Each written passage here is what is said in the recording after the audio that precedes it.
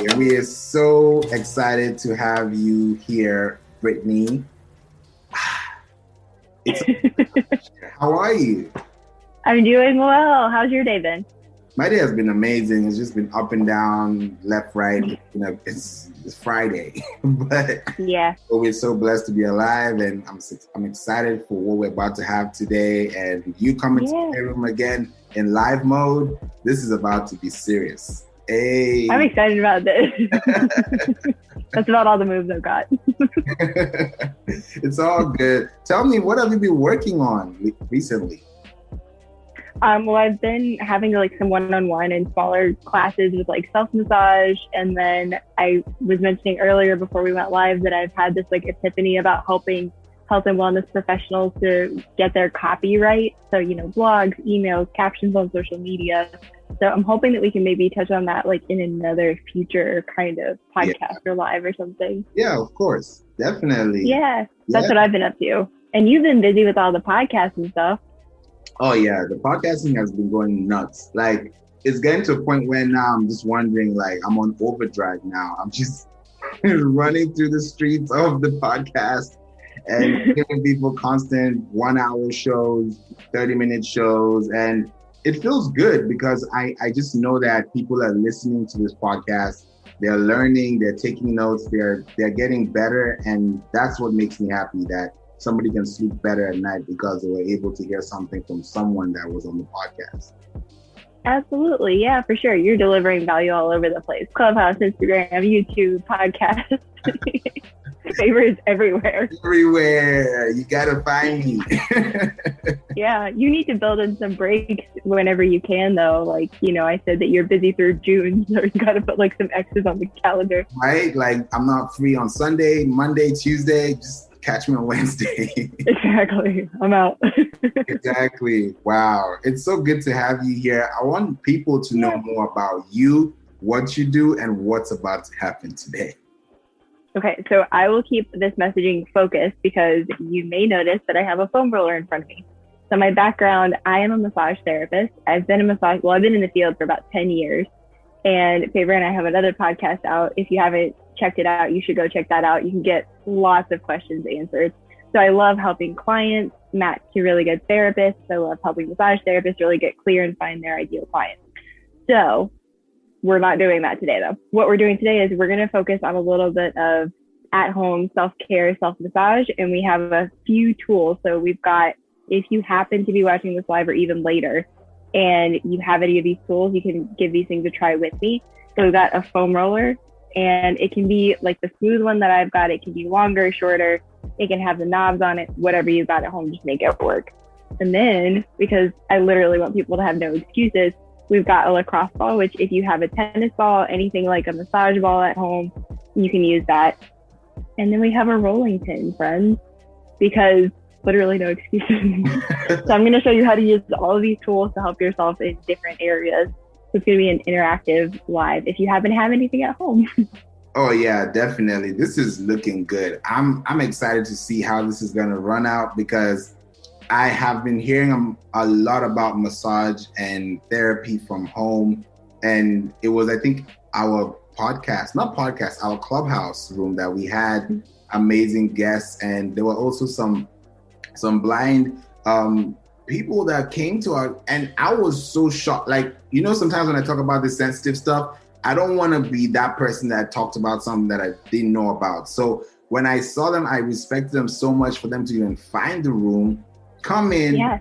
get up on stage, speak, and stay connected to the conversation. And that really changed for me. And I just realized that we have a lot of power to communicate. And wherever you are in the world, whatever you're doing, I think being connected to the right people and just being yourself makes you actually lovable and likable, because not everyone's going to like you, but the people that connect with you will stay. And that's what they did. Mm-hmm. They stayed. So I was just privileged to be with them on our show. Yeah, that was really fun. It was three blind massage therapists, and I'm actually still in touch with them. So one of them in particular actually hooked me up with a blind website developer, and I'm going to get my report. Yeah, she told me that it's hilarious. So the woman's name is Robbie, And we've been doing like voice text back and forth because she looked at my website. I'll get my report next week. But Robbie will do like the voice memo and she's like, hey, it's your visually blind friend, because she keeps saying like how, we all have different learning styles. Well, she really needs it to be visual, but ironically, she's blind, so she can't. So someone really has to paint this elaborate picture for her in order for her to get this vision in her mind. But anyway, yeah, I've stayed in touch with them, and that was a fabulous clubhouse room. I would love to connect with them because I've never heard that before. And I think it's important to actually note that, because they are there, they're available. They're people that actually need their services. They have skills. They're geniuses. So I'm definitely ready to see that happen. Yeah, I'll look you up. I'm excited to see my report. I'm like, I know I'm going to fail half this stuff, but like, let me know, and then let's see how we can fix it. Yeah.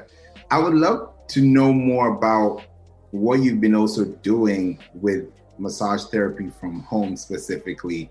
What has been going on, and can you enlighten us on what's been happening and what people should be expecting when they think about these things every day?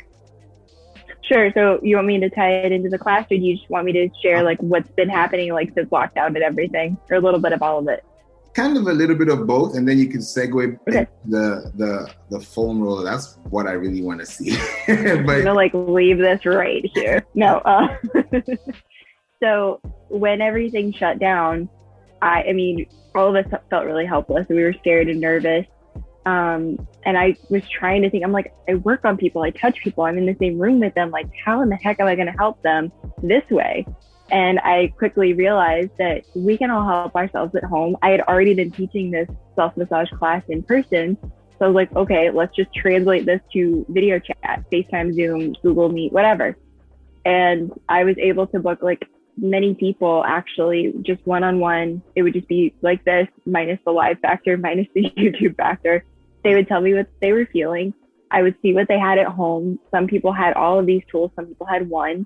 Some people had none of them. I had someone working at home with a paint roller, not that had been used. So, I mean, that's how like the idea for all of this stuff came about. It's like, what do you have at home? Do you have these self-care tools that are sitting at home collecting dust? Do you have nothing and you need to get like creative?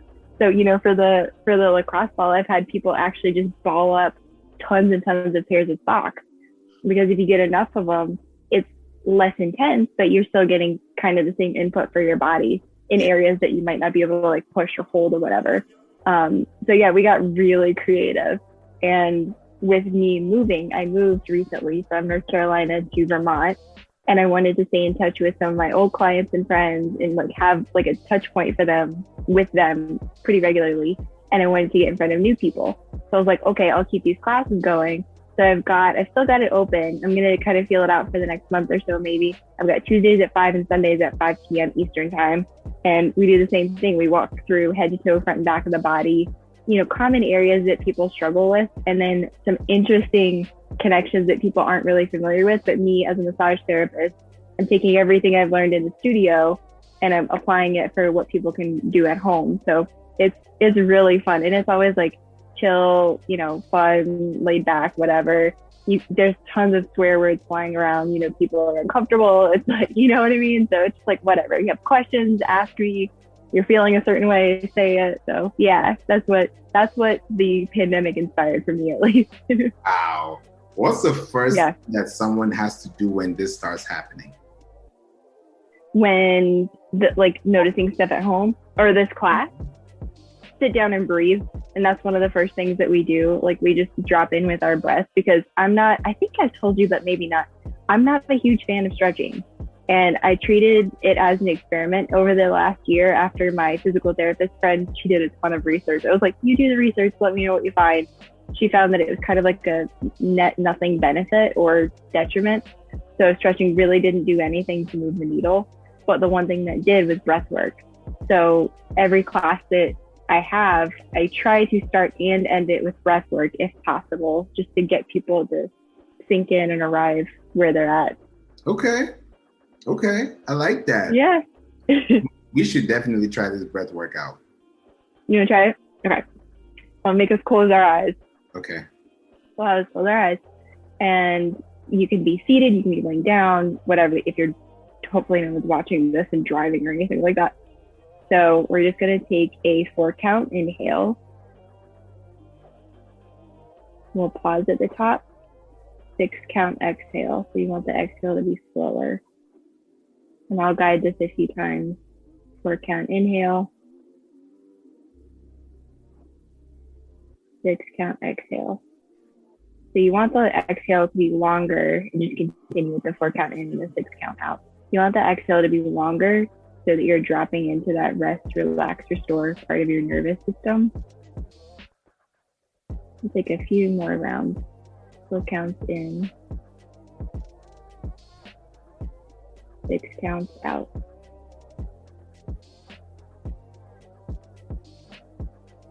And I'm going to drop away and be silent for a bit, but I'll pull us out after a couple more rounds.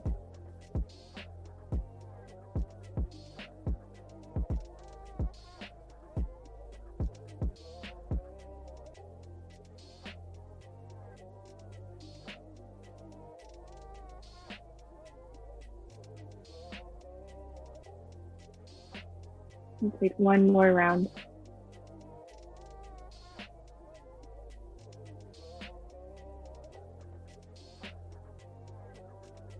And slowly blink your eyes open. Wow. that was I could feel it, like I could feel like you just feel air opening up as you go down. Mm-hmm. But when you now like get to that 4-second mark and you stay there, it's like, you know, you're swimming and you can't breathe.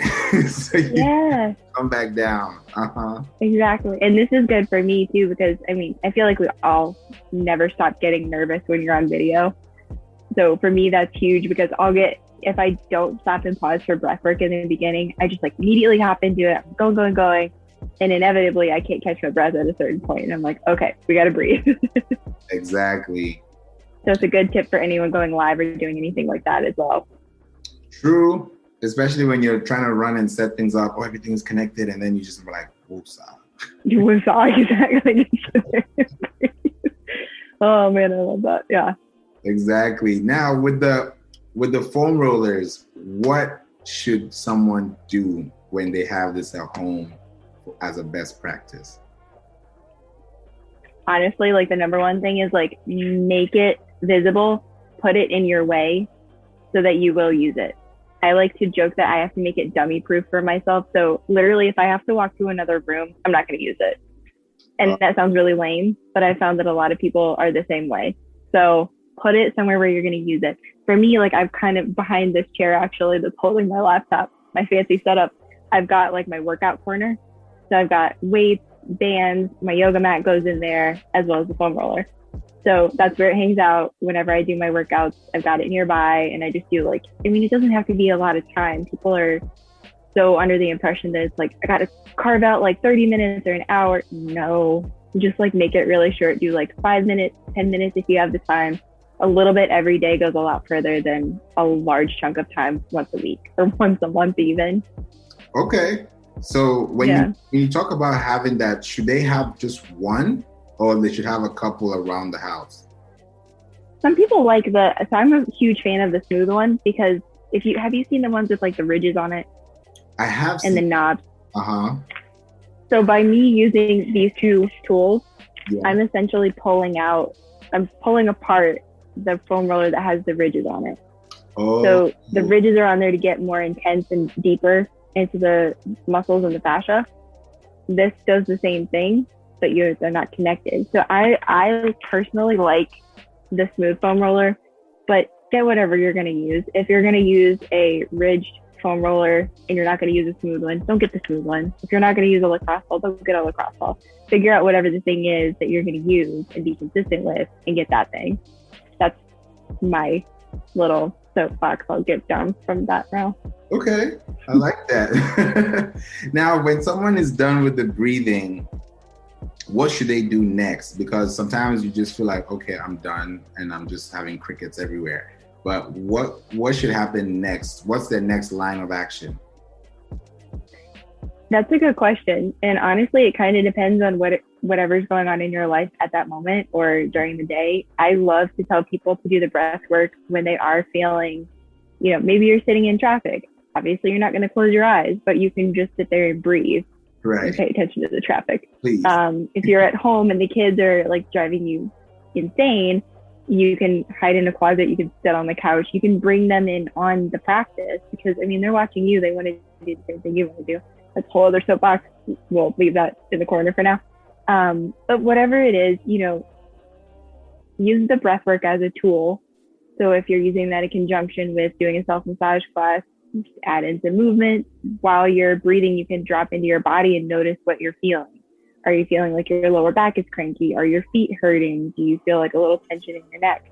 So as you start to be aware of what your body is telling you, those give you points of action. So I like to find 3 to 5 places to work on each day. So, you know, throughout the day, I'm like analyzing, like, what am I feeling? How am I feeling? Am I holding a certain position for a long time? Did I sit and do a lot of computer work? Was I up on my feet doing massages for the day? So depending on what my body is telling me, that's where I'll focus. So hopefully that gives enough variety of answers for everyone. It does. It does. I think it's really based on someone's mindset, because like you said, they could be driving, they could be cooking, you know, it depends on what they want to do with their time. So now, if I don't have one, just like you said, with the socks and everything, I know you don't want to grab all your socks from your closet and then you start stuffing it up. No, we don't. You just buy a different pair and just keep that, especially for that purpose. So now, when you think about creating all this practices, routines, you know, every day, sometimes you may forget because, like you said, life could get in the way. But when you do it per week, what should you be expecting to see as a result as you do it consistently? That's a great question. So similar to having people come in for massages regularly, you're going to start to notice some shifting happening. And what I like to remind people of is the things that you're noticing might change over time. So you may come in saying like, I have lower back pain and I have headaches. That might shift to wrist pain. I mean, it could be totally random. It could be, you know, inner thigh stuff. It could be your foot. Your brain tells you what's going on, but it only alerts you to certain things because it doesn't want to overwhelm you. So it'll give you certain signals. You'll start working on that. You might notice that get better, and then you'll notice like symptoms too. So that was probably there. It might be new, but it was probably there. So, you know, just kind of feel things out. So you may notice new things showing up. You'll probably notice like increased range of motion. You might just notice that you get more calm. That might be it, period. At the very least, I would love for people to incorporate breath work. And, you know, if you don't have the tools, don't get stressed out. But if you can incorporate the breath work, that's going to be like huge. And that's the one thing I would say do every single day. And just do it for like 10 minutes, set the timer on your phone, close your eyes, sit down, lay down, use it as a tool when you need to. And just when you start to notice that you're more calm, more chill, you can kind of wake back up and go back to whatever you have to do in life at that moment. Right. Okay. Yeah. Okay, I like that. And if you think about breath work, because you talked about stretching and you don't like stretching. Now, if somebody else doesn't like stretching, what does not stretching do that stretching does, but can still live together if you neglect either or? Does that make sense? No, can you rephrase it?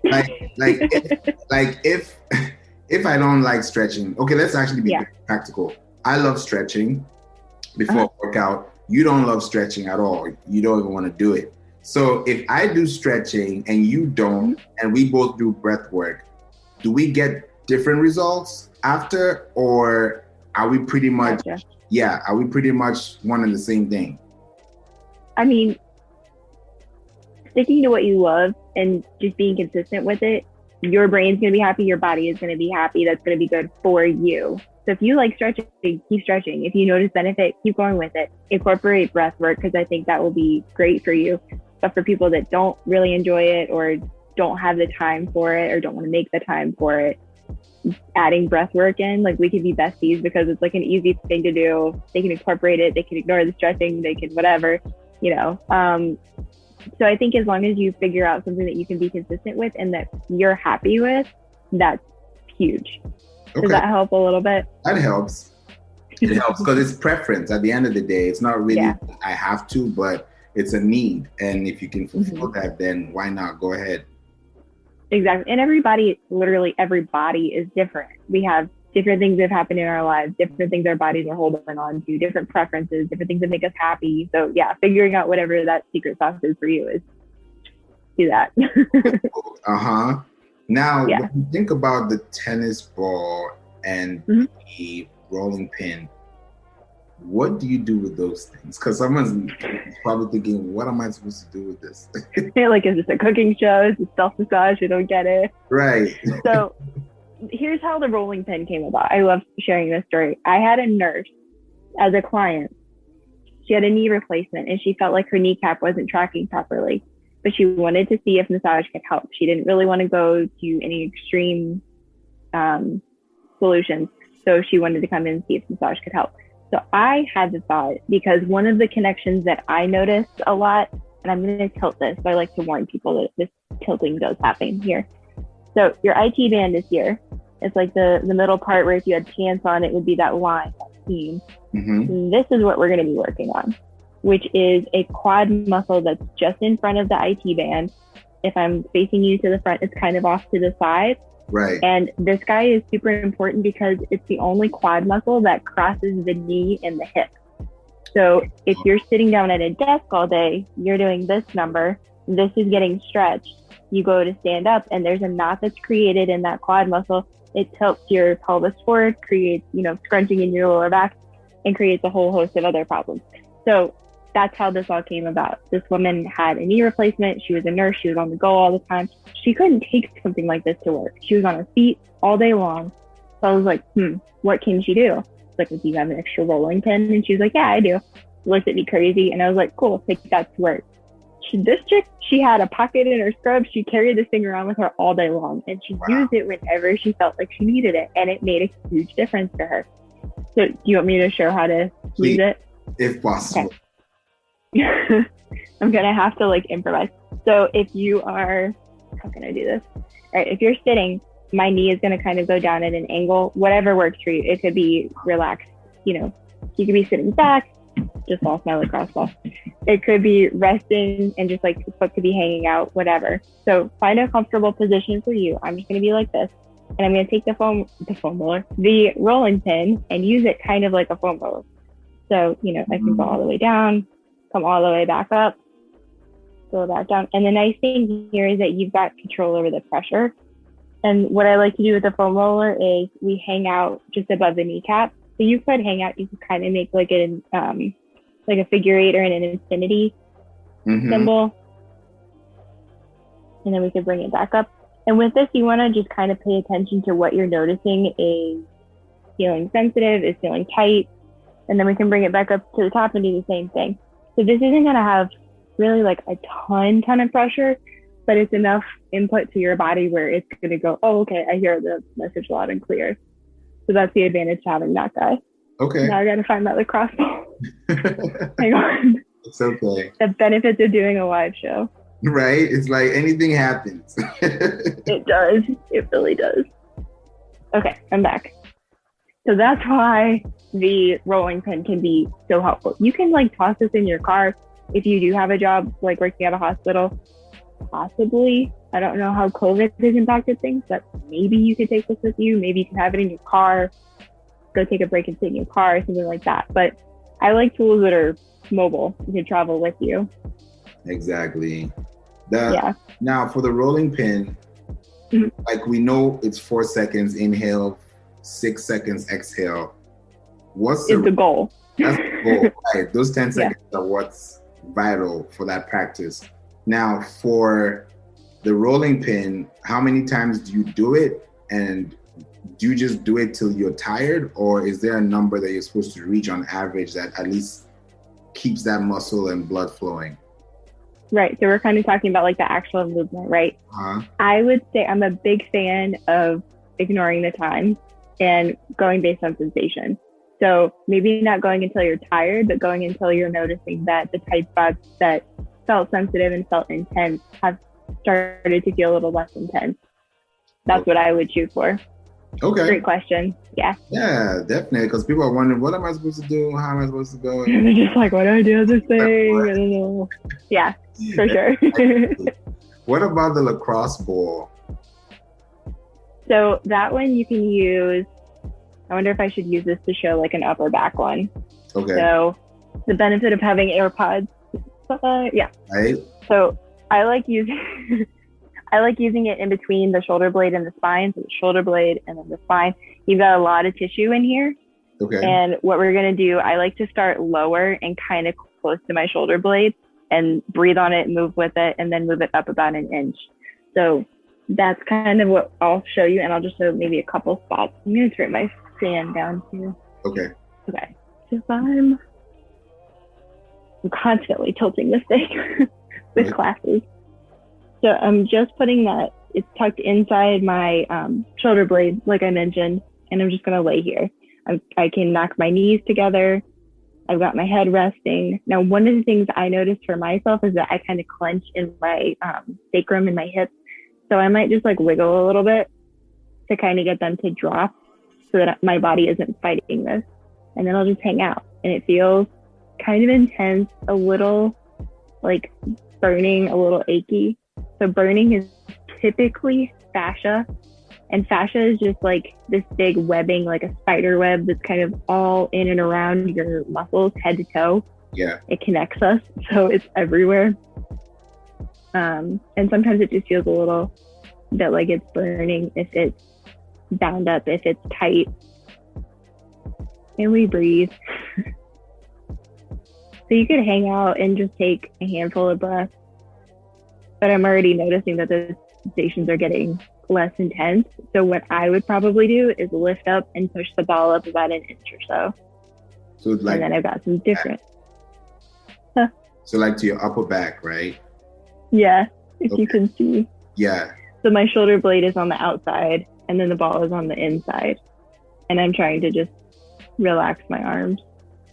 You can have your arms by your side. It's kind of like whatever, we all like either round in or we have different anatomy, the way our bodies rest. So whatever makes sense for you. If arms by your side is good, that's great. My shoulder blade kind of rounds in and pops up so it doesn't feel good. So I just kind of leave my hands on my stomach. Okay. So yeah, so you hang out. The one thing I will note is that usually in that area, there can be what's called trigger points. And all that means is you might feel some jumping or muscle spasming. You also might feel sensations going elsewhere. Like I felt it kind of rounding to the front of my shoulder, even though the ball was in the back. So hanging out there and just breathing on it is usually what works for me and what works for most of my clients and students. So again, just being aware and hanging out until you start to notice that kind of dissipate. Okay. Is there a time limit as well for that too? I mean, I wouldn't hang out on it for an hour. It's probably going to feel pretty sore. It's kind of like a massage, like hang out for a little bit. You really have to be present. So you really have to be mindful and paying attention. Maybe like 5 minutes or so, 5 minutes or less would be a good starting point. And I always make the joke that you can use this and do that while you're driving or while you're, on an airplane or something like that, because you're just resting your back on the ball on the seat. You don't have to do anything. You're not closing your eyes. You're still driving, but just making that point of contact can be really helpful for your body, especially if you're like, tensing up and driving, if it's like a crazy. Yeah, because I got to know that when your bones are tense and you have a massage, mm-hmm. It's hard for the massage therapist to really work through your body because of those limitations. Could you talk more about that? Yeah, sure. So excellent point. If your body is fighting while we're working or while you're using any of these tools, you're not going to really have the benefit. So you don't want your body fighting against it. And that might look like a few things. That might look like if I did have my arm down when I was using that lacrosse ball inside the shoulder blade, I'm tensing, I'm compensating, I'm activating. You're going to find some people that are going to say, you want to be active while you're putting pressure. You're going to want to have a massage therapist put you through active things, which means you as a client are participating, you're doing things, you're moving things. I don't love that personally, but everybody's a little bit different. So personally, I would much rather you be resting on the lacrosse ball, laying down on the ground, using it while you're like before you go to bed or while you're watching TV, just having everything supported. Will I use it leaning up against a wall between clients? Sure, but I'm active. Those postural muscles that are keeping me upright are engaged. So I just have to know that it's not going to feel the same standing up, leaning into a wall with a ball versus laying down. Okay. Yeah. So, but your question was, like, where was I going with that?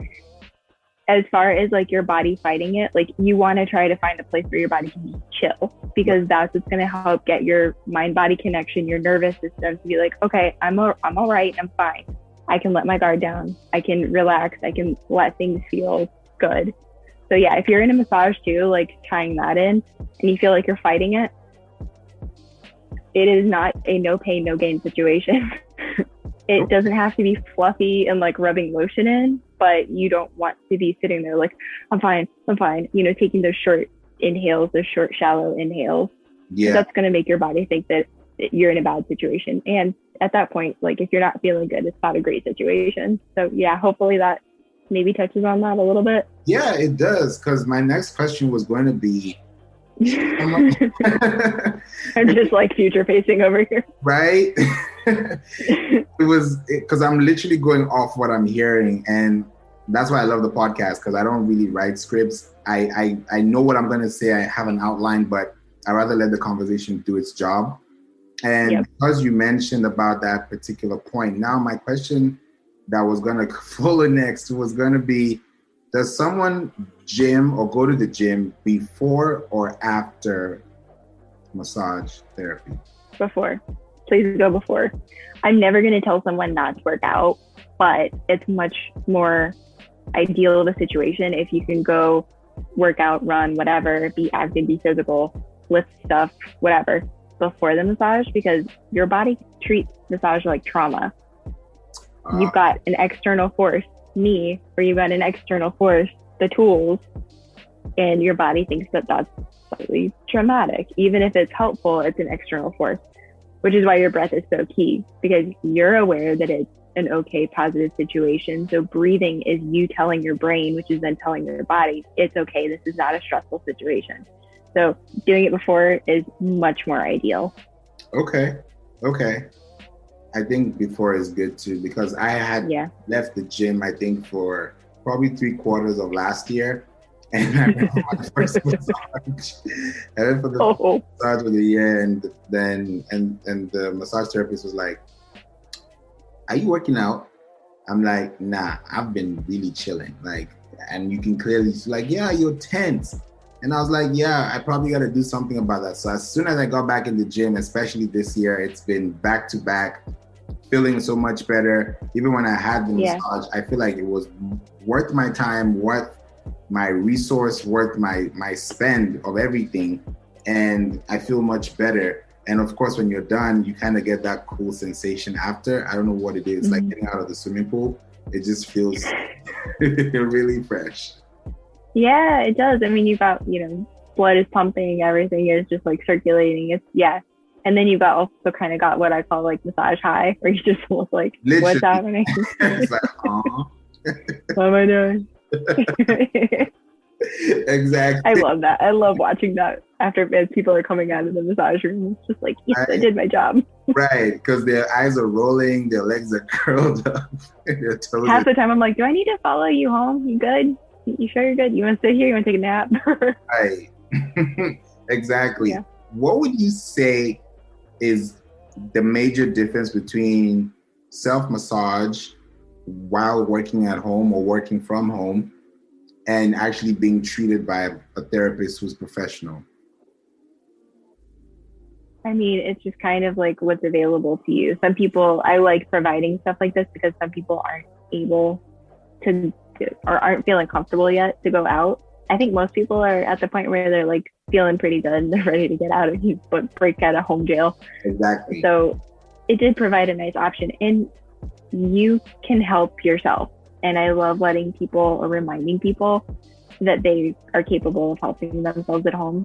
And it's nice. I mean, even if you're going in and getting regular body work, whether it's chiropractic, massage, acupuncture, PT, whatever it is, you can still do stuff to extend that benefit at home and to drop in and be a little bit more aware of what's going on with you on your own.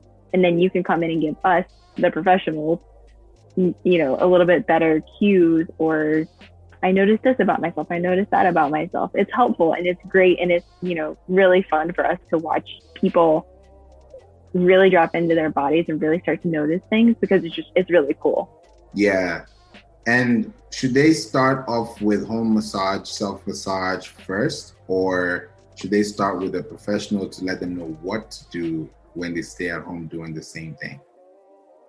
That's a good question. I mean, obviously, I'm going to say if you want to do stuff at home, like I'm a trained professional, I have the classes, like people can book stuff with me. Make sure you find someone who does know what they're doing and that you feel good with and that you kind of like vibe with.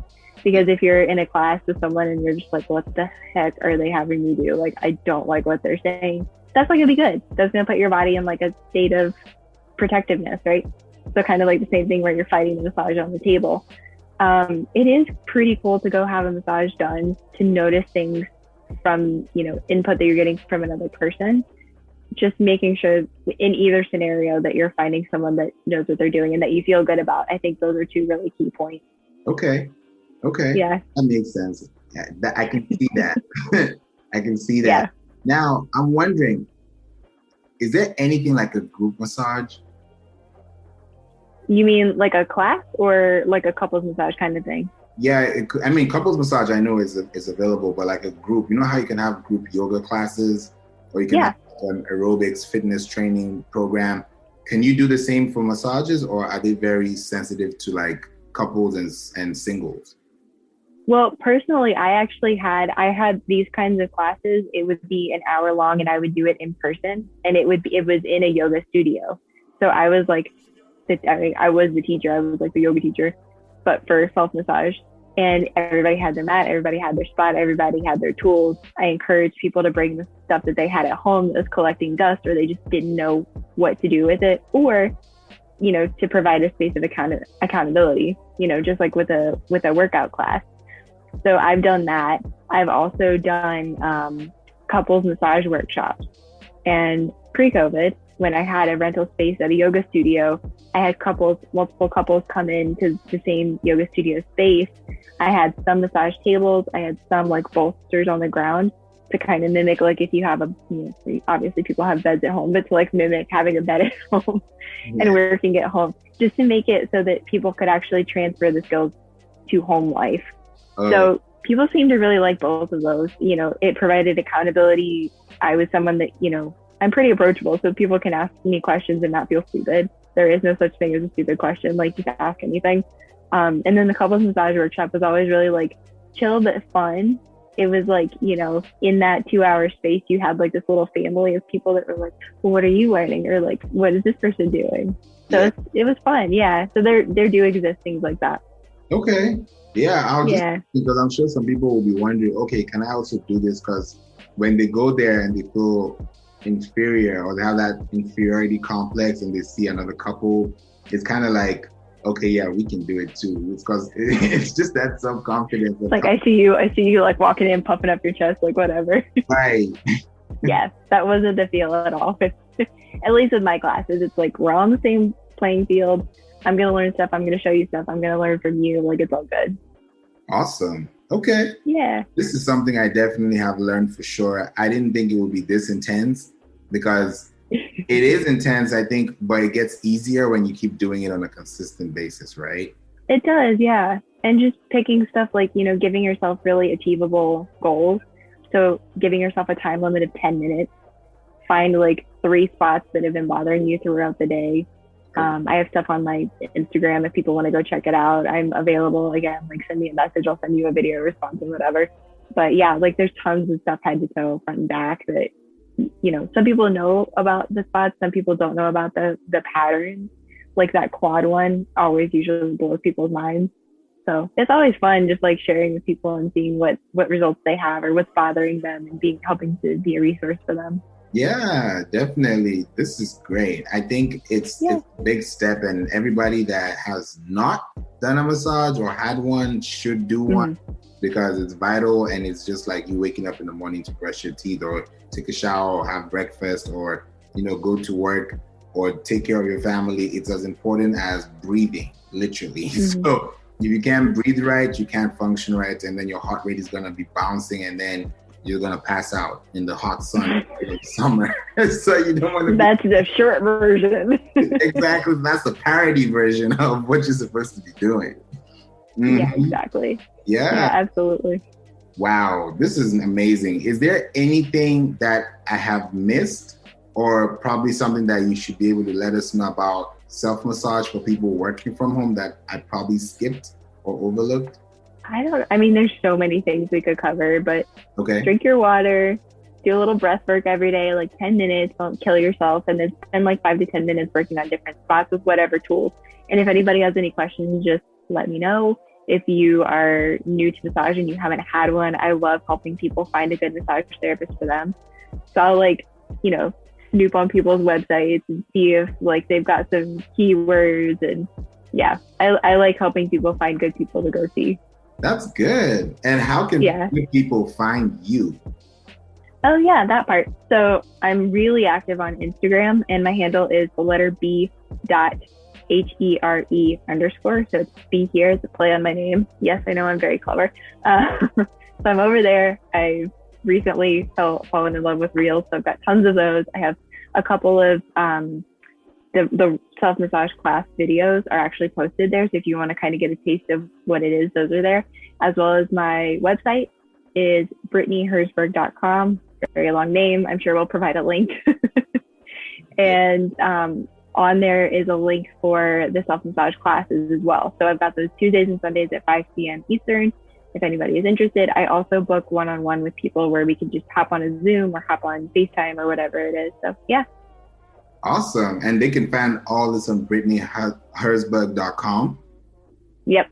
Okay. Got tons of links and pages. And if you go find me on LinkedIn, there's a link in my bio as well that drives you to different spots. Speaking of LinkedIn, before we go, I just saw something recently today, and I was gonna ask. His name is Joshua, an amazing guy on LinkedIn, and also of course on Clubhouse, and Joshua Lee, and I saw something on LinkedIn while we were in the room this morning in one of the exclusive networking club rooms hosted by Marciano, and I saw on LinkedIn that there's something called a LinkedIn creator mode. Have you seen that? Is that the one that has the your profile image can turn into a video? No, it's the one that under your dashboard, you're going to see a section that says creator mode off, and you can actually turn it on. And I don't know if everybody has it, but I just saw it today and I was like, what is this? So I was just saying, I will let you know because you mentioned LinkedIn. What that does, you're welcome, is that if you check it and you see it, you should be able to actually pick 5 topics in the form of hashtags that is going to be created and put on your profile whenever you use it as a post. Stop, really? And it just automatically tags all the posts that you make? I think it features as soon as you make that tag. So all the 5 hashtags that you create, if it's self-therapy, mental health, health awareness, something like that, and you use those in your context, either in your polls or your pictures or your videos, I think it features in your profile as a creator of that content. So I don't know. I've not tried it. I just literally activated it today and just left. So I was not sure if you've seen it or heard of it. But no, I hadn't. I know what I'm doing after this. Yeah. You'll have to maybe send me screenshots and help me walk through that. But yeah, I'm on LinkedIn as well. I'm trying to get a little bit better with that. And then with all your Pinterest stuff, I'm over there. I'm trying to crank that out too. I'm all over the internet. Right? Awesome. Yeah. Thank you so much, Brittany, for being here. You have been amazing. Yeah. And it's your second time on the podcast show. Now we're even live. Not my last. Exactly. Exactly. Thank you so much once again. And I'm wishing you a wonderful weekend. Thank you. You too. Thanks. You're welcome. Bye. Bye.